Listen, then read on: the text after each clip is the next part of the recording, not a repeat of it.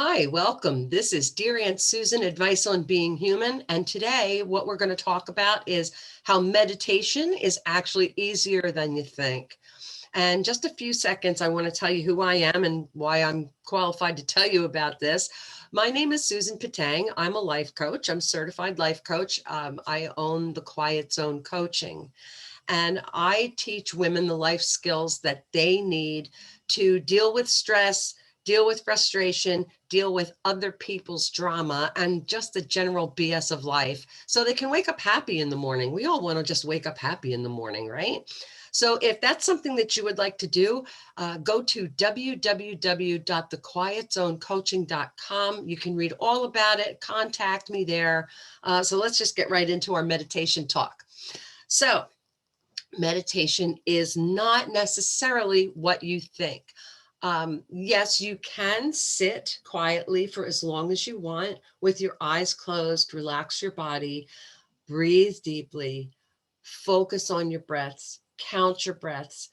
Sure, that's a way to meditate, but there are so many other ways. Some of us get what's called monkey brain, and we can't sit still that long. We can't think that long focus on one thing that long because our brains are always trying to jump all over the place.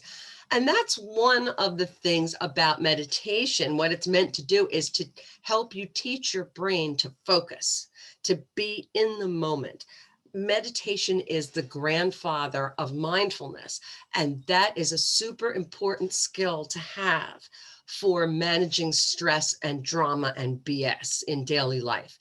You want to be able to focus in on what's happening in this moment right now. And meditation is a great way to learn how to do that. Meditation is not a religious practice. It's actually a medical science practice. They have done MRIs of the brains of people who were meditating and found that they were developing new neural pathways in their brain. And that is beneficial when you are trying to reinvent your life. You're trying to change the way you think about something. You're trying to deal with drama and BS.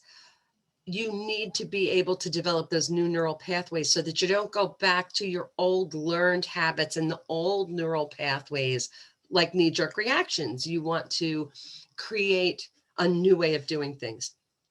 And meditation does not mean that you are going to sit in a corner and chant Om and dangle a crystal over your head for 45 minutes. That is not what it is.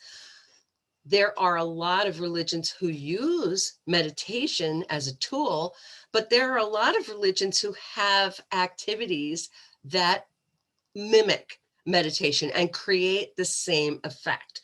And that would be things like saying the Lord's Prayer, reciting the rosary, any rhythmic, repetitive prayer that stops you from thinking and gets you focused on just the rhythmic action of the prayer.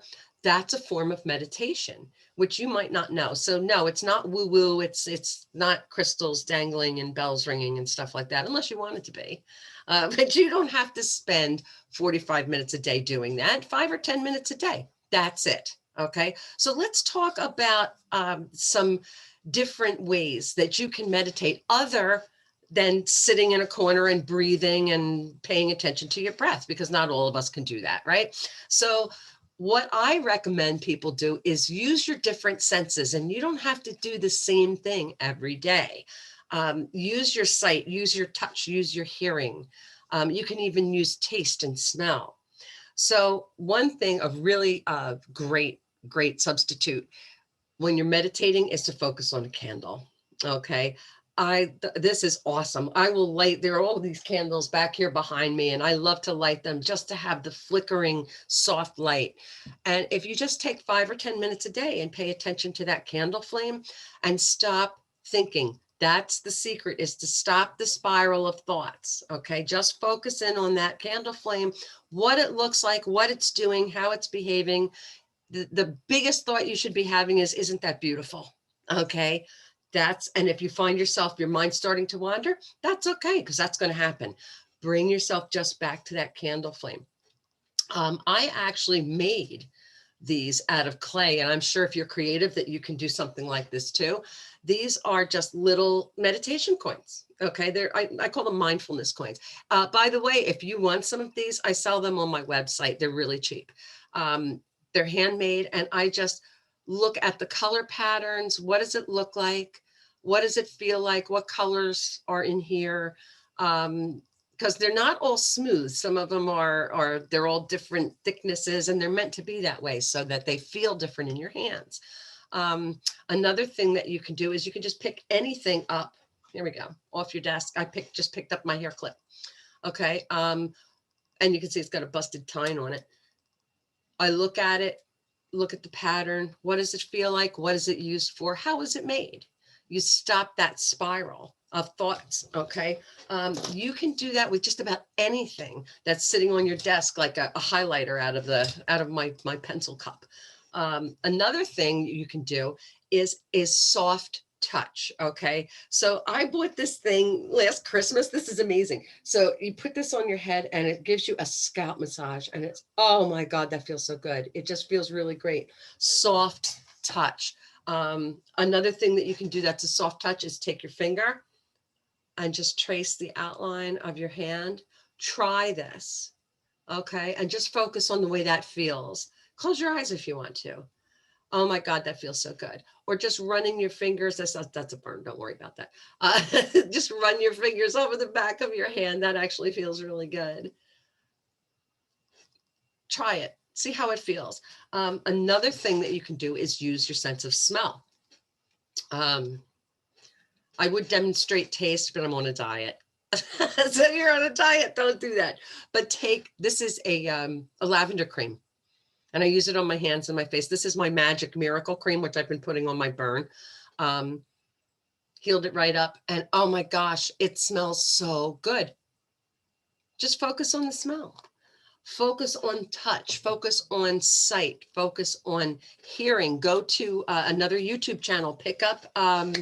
Go pick up a Tibetan bowls recording. Or there are a lot of recordings on YouTube of water running or waterfalls or the rain, anything like that. Sounds from nature are really good because they do tend to be rhythmic and calming. The sound of the ocean, and 5 or 10 minutes, you just listen to that. Another thing you can do is doodle. So you take a pen and a piece of paper and you don't even have to draw anything. Just doodle. Like what I'll do is I'll make like little circles, like, I don't know if you can even see that, little circles like that. Okay. I'll just sit here and draw little circles. Do that for a while.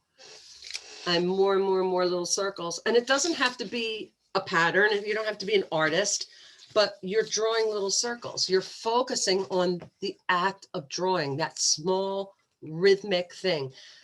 What these are, all of this type of thing, knitting and crocheting, believe it or not, as long as you're not focusing on the pattern that you're following, like if you're just making a granny square or something like that, and you're just doing it automatically, or painting is the same way, or drawing, they're rhythmic activities. They're what psychologists call bottom up calming strategies. Okay. Top down is cognitive, the way you think, what you think about things, what you're telling yourself. Bottom up involves rhythmic physical activities. You're teaching your body to be as calm as your mind. Okay. And that's why meditation is super important. If you like what you've heard and you would like to learn more, I will be happy to work with you.